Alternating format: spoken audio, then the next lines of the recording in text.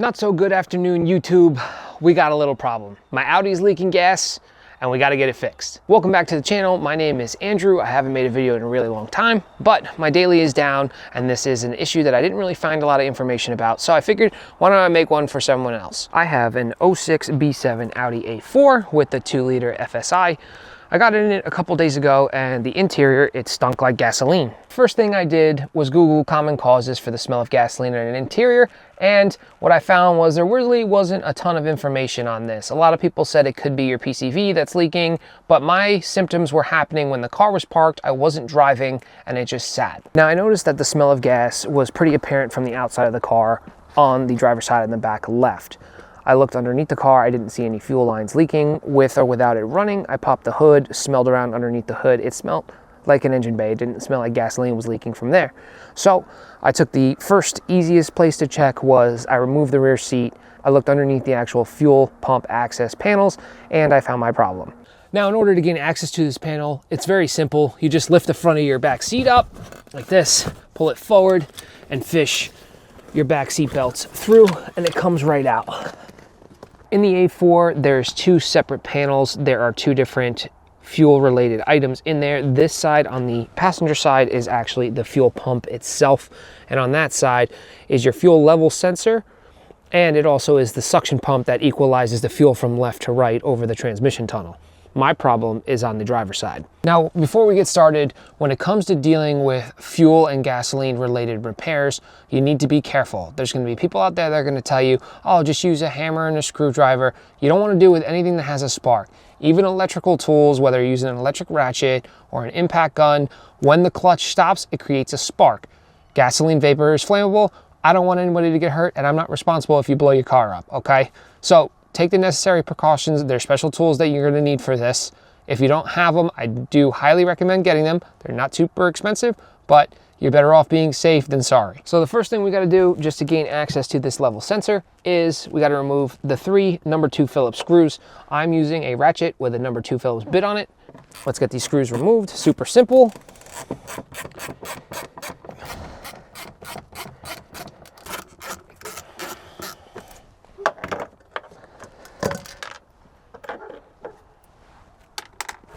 Our screws are removed and now we have access to our fuel level sensor. As you can already see, we have found the culprit of where our fuel is coming from.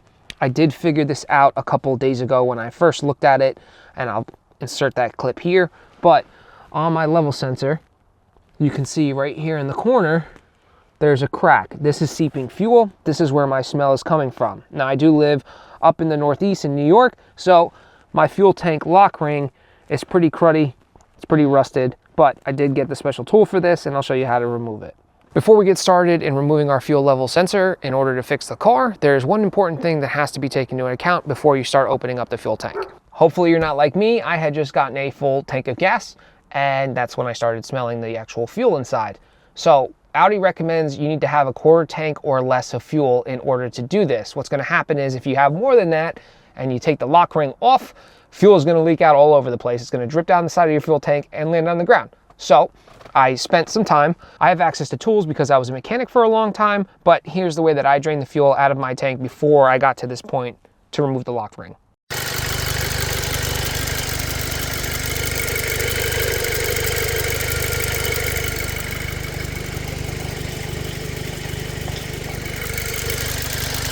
Now that the fuel has been drained, you can see we are at less than a quarter tank of fuel. Now I won't spill gas everywhere when I remove the actual sensor. These connectors, they're called a VAG connector. And you can get them out with using a pick. I don't really recommend it. I'm a pretty big advocate of just having the right tool for the job. If you have one of these, I'm sure you can get it disconnected. Mine happens to be broken already. That's the way I bought the car, but I did get the actual special tool in order to remove this. I'm going to try this first before I use a pick to get this connector removed. Well, I lied. As soon as I put the tool on it and went to pull up, the rest of it broke. So the last thing I do before I crack this lock ring free is I want to get a bunch of this debris away from the opening of the fuel tank. The last thing we want is dirt or pieces of rust and all that to go into the tank, maybe clog the inlet. So what I'm going to use is I'm going to use a nylon brush here, okay, to get the big stuff just away from the edges of the tank opening. like that. Big chunks of rust. Get those out. There's a couple over here. The other thing I'm going to use is I have a little air duster. I use this to clean off my keyboard. I'm going to use this just to blow the stuff away from the ring itself.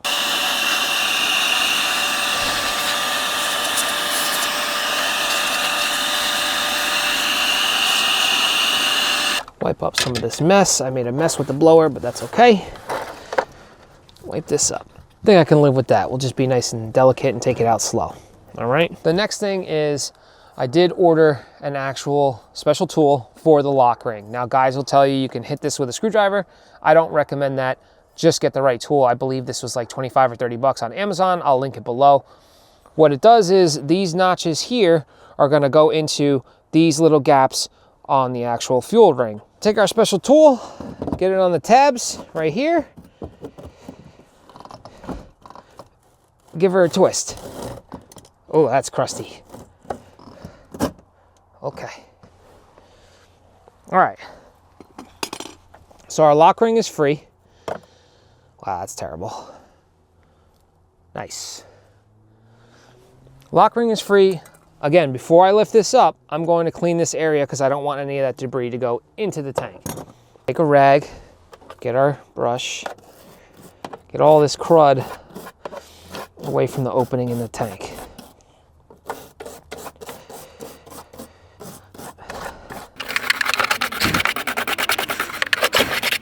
Let's see if we can get this nice and clean. I might even get some brake clean to get some of this rust dirt out of here. Now that our lock ring is off and I've cleaned up a bunch of the crap that's just around this fuel sender. This is spring loaded, I believe. Yeah, okay, cool. So it's out of the tank. We're gonna lift this up gently so we don't break anything off into the tank itself. Oh, like that. So that's off. I'm gonna take this out of the car. And we have our line over here. Just like that. Once the sender's out, we are gonna replace this seal. I'm gonna try to be very careful and hopefully none of this stuff falls in.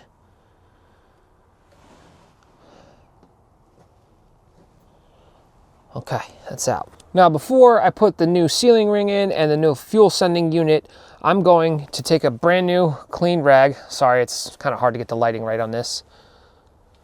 Right there, let's see that.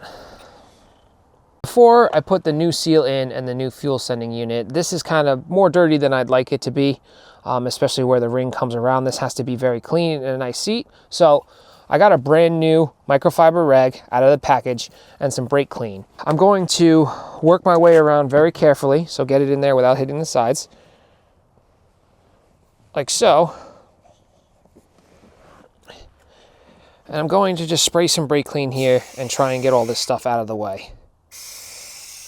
Keep tight tension against the top of the tank, and let's just move some of this dirt out of here.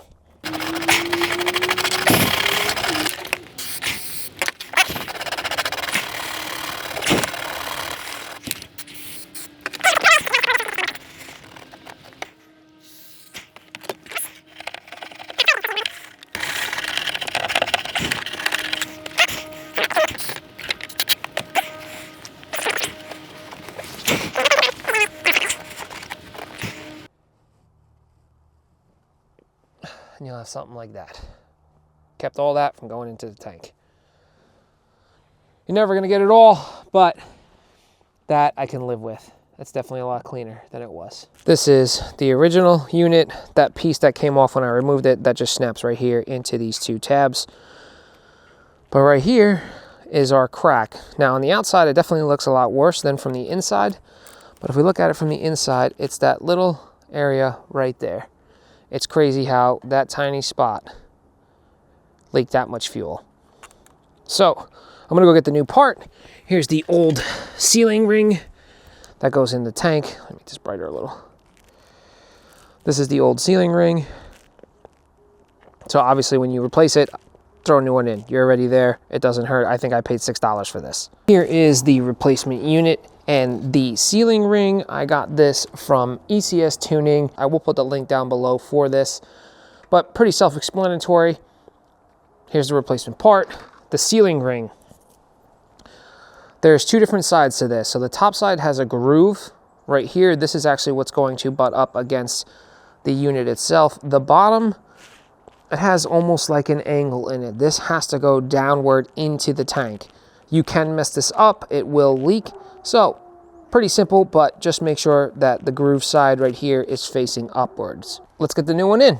So first we're gonna take our sealing ring, like I said, groove side up. I'm gonna put this in carefully and nice and slow. Even though I did clean it, I wanna try and keep any sort of dirt or dust or debris out of the tank. There's a little bit in there, but I did the best I could. Make sure that all sides are seated. Nice and flush. If you look here on the bottom of the sending unit, you see how there's a notch right here that slides the actual pin in. Same thing on the other side. So you want to get the level sensor in first, like that. Reach down, grab your transfer hoses, and there's the two pins right here, 1 and 2 where my pinky is. Line those up with this. Be careful, this is plastic, okay? And it should be, if you click it with some pressure, 1 and 2. Just like that. We're connected. And then we're just gonna lower it into the tank. We'll go around. There it is. You'll feel it seat into place as you push down. The tank isn't level, so as you push it down, it should seat nice and stay right where it needs to be. So before I put this ring back in, I'm just gonna go wire wheel it real quick, clean it up, get some of this rust off. That way it's easier to install. I might even put a little bit of dielectric grease or some sort of lubricant on this. Be right back. I cleaned off a bunch of the rust on the bottom side of the lock ring and on the top a little bit. I put a very, very, very thin layer of dielectric grease. You can use white silicone, just something to help where I sanded it down with the wire wheel. That way maybe it prevents rust buildup, you know, over time, makes it a little bit easier if I ever have to take this back out again. So pretty simple. Same idea as when it came out. Just get it somewhere. I believe the ring was facing where both these vertical tabs were kind of in an accessible position. So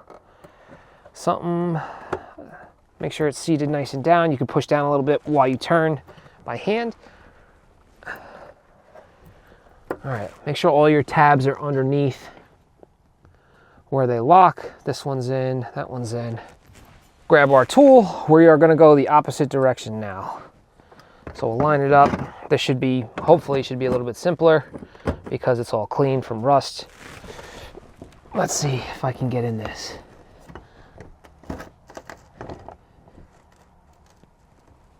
I'm using my hip. You can't really see from the video, but the actual ratchet is connected to my hip. I'm trying to keep downward pressure on this just so we don't lose a bite or bend the ring. I think that's all she wrote, governor. Next, we got to connect this. Now that our lock ring is installed and it's tight, what we're going to do is just finish this repair. First thing I would probably do is, you'll see here on this rubber grommet, it folds back. What this does is it tucks underneath this body. That way your wiring will sit flush in this indent and this cover plate can seal. So it is a little tight under here. I just tuck the corner in, fish it underneath the body, make sure that that's flush. Take your connector right into our new level sensor and grab your cover plate. The writing goes this way to match the other one. Get your 3 screws. 1, 2, 3.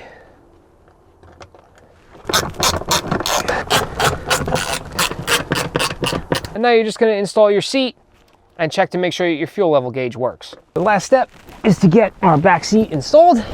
I'm going to start on your side. Let's just get this middle seatbelt buckle up, tuck this under. It helps if you lift up and then pull the belt buckles forward. Like that. All right, that one's lined up. The driver's side outermost over the fabric. Okay, lift it up, and then you'll feel your detents where the metal comes down. Tuck it in. That one's in. Our back seat is reinstalled. It is starting to rain, so let me get the camera out of the rain. Now that our new fuel sender is in, everything is tightened down and put back together, we just want to turn the key on, make sure that we have an accurate fuel reading. I know what's in the tank. It's pretty much below quarter tank, and that the car starts. Turn our key on. What do we got for a fuel reading? Okay, our fuel reading is good. Start the car. Oh. Let it cycle. Okay. She's running. We got a fuel reading and no more gas smell. Beautiful thing. Many days later, we have a replacement connector for our fuel level sensor. Let's get this installed. Let's replace this connector. Step one, let's get our pick in the tab. We're going to pry gently to lift it. Like so. And then remove the connector. We are going to need a tool to remove these pins, and on the back side of this connector there are 2 rubber grommets on this hole and on that guy. Before we can remove the pins out of this so we can transfer them over into our new connector, we're going to have to loosen this tab here. In order to do that, you'll see from the inside there's 2 locking tabs on one side of the connector right there, and on the other side you have an opening where you can put a pick for say. So the first thing I'm going to do, this is really hard to do on camera, but I'm going to push these tabs using my pick to unlock them. There you go. We made a little bit of an air gap on this side. Once that's done, you can pry against this.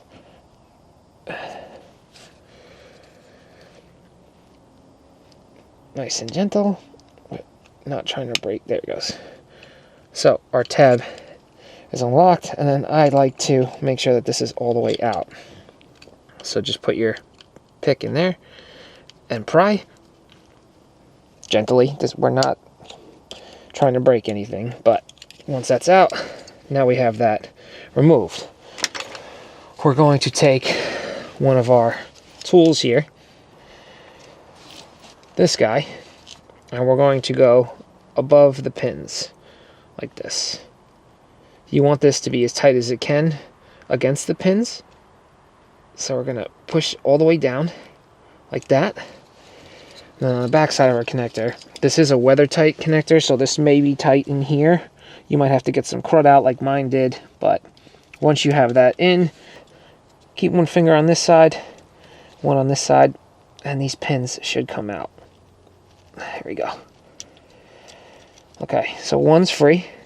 Transfer our tool over to the other pin. Push down. See how it locked into place? Same thing. Push up and down a little bit, little wiggle. These are tiny wires. You can break them very easily. A little bit wiggle. It didn't release yet. Go back and forth. Nope. Readjust. There we go. That felt like it was all the way in. Same thing. Keep tension on the top of your finger. A little bit. There it goes. And we can pull it out. Okay. There's 2 rubber grommets in here. These also have to transfer over to our new connector right here. Okay. We don't want to get these backwards either. So take a picture of your pins before you remove them. To get these out, just get yourself a straight pick. Same thing. Push this down center. Do everything gentle when you're working with electronics. You don't want to break nothing. Just pushing light pressure, and there is our rubber grommet for that one. There's one. Let's see it start to move a little. Damn, there's a lot of dirt in there.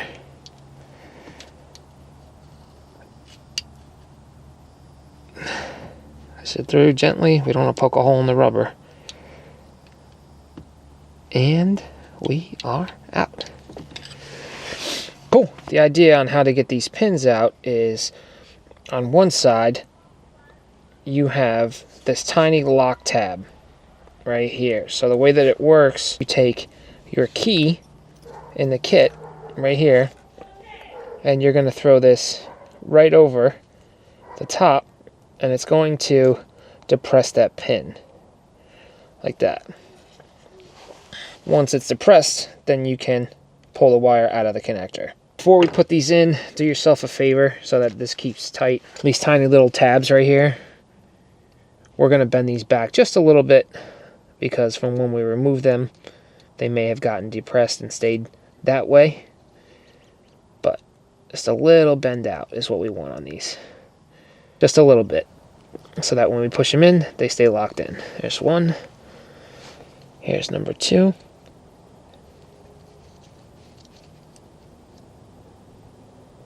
You go too much, you'll break them. There you go. So you can see that air gap right there. Same thing on the other one. Let's just pop these back just a little bit. There's a little bend on that guy. And a little bend here. Okay, now let's get these installed into our new connector. To connect into our new connector, the yellow one, that is going to go into pin number 3.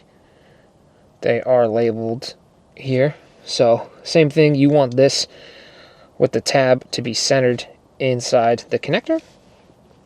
So, line it up, look at the top. I need to twist it a little bit. Little wiggles. It'll start to go in, and you should hear it click when it goes all the way in. There you go. So pin number 3 is in. Same thing with pin number 2. Make sure that your lock tabs, the ones that we bent out, are going front to back of the connector. Make sure it's straight. Wiggles. Just push a little bit more. There's our lock. And then we just got to put in our 2 big rubber grommets. Just make sure that's center. This doesn't have to go so far in. Let's see if I can do this by hand. There you go. There's one. Number 2. Line it up. Push her in. Like so. And then just find something that's about the suitable size to get that in. I'm just going to use a Phillips bit. But just so it sits in there flush.